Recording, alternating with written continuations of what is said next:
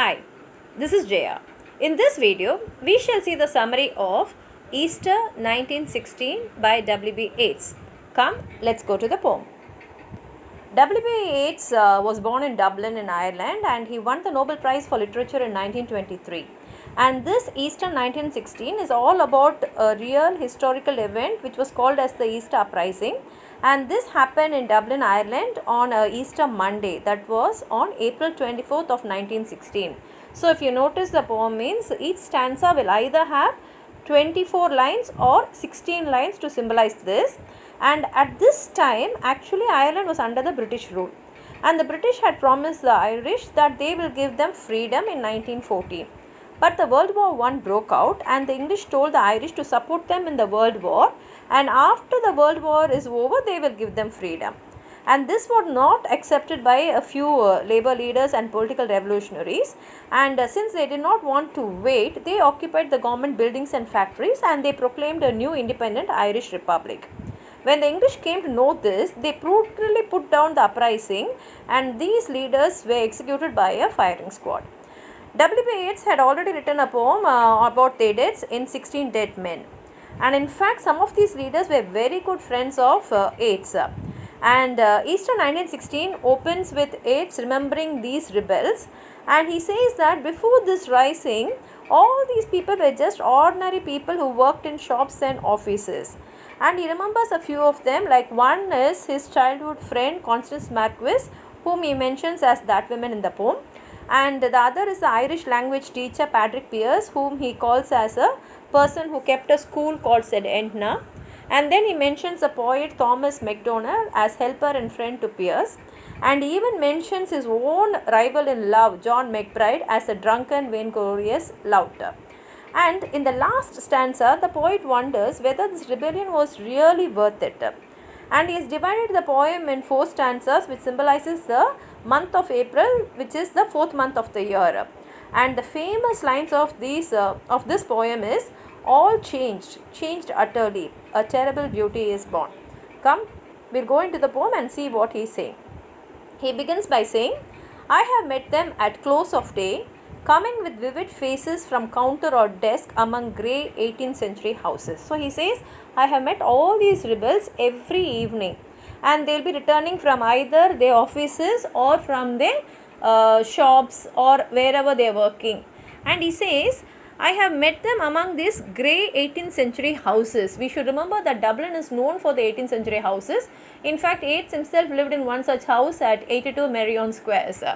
And then he says, I have passed with a nod of the head, or polite meaningless words, or have lingered a while and said polite meaningless words. So he says, I know them very well, so I just cannot pass them without nodding my head or using a few words which is only out of courtesy, or sometimes I'll even stand and talk with them for some time, not something which is of any importance, but out of politeness and out of courtesy I will stand and I'll spend my time with them. And thought before I had done of a mocking tale or a jib to please a companion around the fire at the club. And he says, some of these rebels I used to meet in the club, and we used to talk about some stories also. Being certain that they and I but lived where motley is owned. Motley is actually a cloth which has many colors. That is a very colorful cloth, and he has used this word to say that place was a mixture of many people, like Catholics and Protestants lived there, Irish and English, rich and poor, all of them were there. So he is using the word motley. And then his famous words come, all changed utterly, a terrible beauty is born. So you can see the words terrible, beauty coming together. Terrible and beauty are opposite in meaning, but here terrible symbolizes the loss of life, and beauty says about the dream that these rebels had, that is a dream of freedom, which actually England gave it to Ireland. So he uses the word terrible beauty is born, that is these people died. At the same time, a free Irish people were living in that place. So that is what he says here. Now we'll go to the second stanza. In the second stanza, he mentions that women's day was spent in ignorant goodwill, and we know that that woman is Constance Marquis, who is his childhood friend. And he says that when she was ignorant, when she did not know about all these uprising and all this rebellion, her days were spent in goodwill, her nights in argument until her voice grew shrill. What voice more sweet than hers when young and beautiful she wrote to Harry. So he remembers her, and he mentions her, and actually she was the person who was known to have designed the citizen army uniform, and he says that she was sweeter before arguing for the Irish independence, and she used to ride horses and hunt rabbits, and then she got involved in the rising through her husband. And he says that when she was young and beautiful, her voice was more sweet, and he says there is no one who had such beautiful voice. And then he mentions this man had kept us cool and rode our winged horse, and this man is actually Patrick Pearse, who is a poet, and he is also another leader. And here when he says riding our winged horses, he actually refers to Pegasus, who is a Greek mythology poet. And then he mentions this other, his helper and friend, was coming into his force. He might have won fame in the end, so sensitive his nature seemed, so daring and sweet his thought. So this other man is actually Thomas Macdonald, whom he says was a poet, and he was so very talented that he was sure that if he had lived, he would have marked his name in among the other great literary figures of literature. And then he mentions this other man I had dreamt, a drunken vainglorious lout. So this drunken vainglorious lout is actually John McBride. That is, Yeats was in love with one actress called as Maud Gonne, and even this John McBride was in love with her, and finally Maud Gonne married John McBride, but Yeats was in love with her throughout his life, and so he calls him as a drunken vainglorious lout, because he says he had done most bitter wrong to some who are near my heart. To some who are near my heart is of course Maud Gonne, and he says he had done most bitter wrong because this John McBride is said to have physically abused Maud Gonne. So he says that he was doing bitter wrong to my person, to a person whom I loved very much. And then he says, yet I number him in the song. He too has resigned his part in the casual comedy. He says, yet I name him because he also had an important place in this uprising. And he mentioned as casual comedy. Actually, casual comedy, he has used this word. We all would have read Shakespeare's As You Like It. In that, Shakespeare mentions all men and women are mere players. That is, all the world's a stage, and all men and women are mere players. And so he mentions the word in the casual comedy. He too has been changed in his turn, transformed utterly. A terrible beauty is born. Then in the third stanza, he says, hearts with one purpose alone through summer and winter seem. He says they all had one heart, that is, they all had only one purpose. Their hearts wanted only free Ireland, and that was the thought in their mind through summer and winter. That is, throughout the year, this was the only aim they had. Their hearts wanted freedom.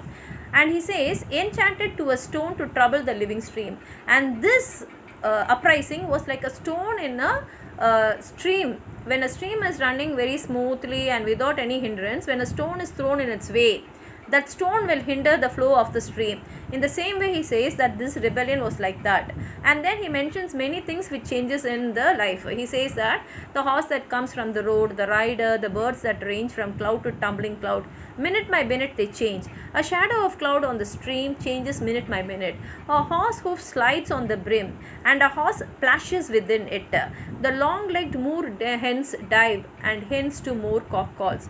Minute by minute they live, the stone in the midst of all. So he says everything will change. So even if the British had promised them that in 1914 that they will give them freedom, these people must have accepted, like how other things change, how they accept it. If only if they had waited, they would have definitely got their freedom, and they also would have been alive to enjoy that freedom.